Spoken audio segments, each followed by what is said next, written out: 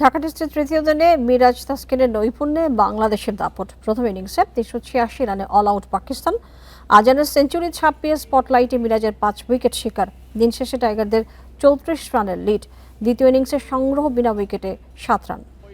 এ নিয়ে আলোচনা করতে রাজধানীর মিরপুর থেকে আমাদের সাথে যোগ দিচ্ছেন সমকালের বিশেষ প্রতিনিধি ক্রীড়া সাংবাদিক সেকেন্দার আলী। সেকেন্দার আলী, আপনাকে স্বাগত জানাচ্ছি। জানতে চাইব যে আজকের খবর তো নিশ্চয়ই বাংলাদেশের জন্য ভালো, কিন্তু বৃষ্টির পর পিচের যে অবস্থা, বাংলাদেশ ব্যাটিংয়ে কতটা টিকে থাকতে পারবে বলে আপনি মনে করেন? ধন্যবাদ আপনাকে। বাংলাদেশ যেটা বললেন যে আজকে বৃষ্টির পরে বাংলাদেশ কতক্ষণ টিকে থাকতে পারবে, এটা হলো নতুন সকালে যে কোনো দলের জন্যই, বিশেষ করে ব্যাটিং সাইড, তাদের জন্য একটা চ্যালেঞ্জ থাকে। সেই চ্যালেঞ্জটা তারা মোকাবেলা করবে কিভাবে, সেটা হলো একটা বড় প্রশ্ন। বাংলাদেশ যেভাবে শুরু করেছিল, প্রথম ইনিংসে ওপেনিং জুটি খুব একটা বড় করতে পারেনি, যেটার কারণে তাদের উপর একটা দায়বদ্ধতা তৈরি হয়ে গিয়েছে। এবং আমি বিশ্বাস করি যে এই জুটি আগামীকাল একটা ফ্রেশ স্টার্ট দেবে এবং তাদেরকে সেভাবে গাইড করা হবে। যেটা সেকেন্ড ডেতে আপনারা দেখেছেন, বোলিং এর পর বোলিংটা খুব একটা ভালো হয়নি, যেটা পরবর্তীতে কোচিং স্টাফের যে একটা ডিরেকশন ছিল, মিরাজ এসে সেটা বলেছেন যে তাদেরকে একটা চ্যানেলে বা লাইনের ঠিক রেখে টানা বোলিং করে যেতে, যে কারণে তারা সফল হয়েছেন।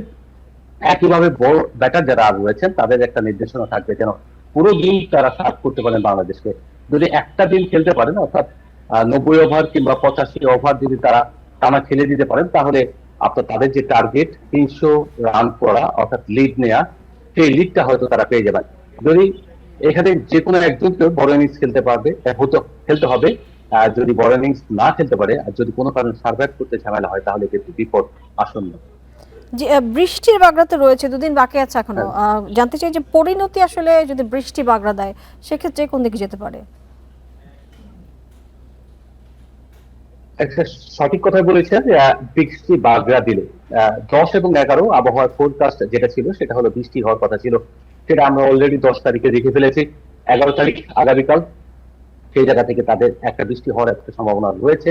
যদি দুপুরে বৃষ্টি হয়, তাহলে কিন্তু এটা বাংলাদেশের জন্য ঝুঁকিপূর্ণ, যেমন তেমনি পাকিস্তানের জন্য ঝুঁকিপূর্ণ। এই টেস্টে যদি বাংলাদেশ ঠিক তার সামর্থ্য অনুযায়ী খেলতে পারে, সেক্ষেত্রে জেতার সম্ভাবনা অনেক বেশি থাকে। কারণ হচ্ছে যে ফোর্থ ইনিংস যেটা আমরা বলি, চতুর্থ ইনিংস, শেষের ইনিংসটা ব্যাটিং করা খুবই টাফ মিরপুরের উইকেটে।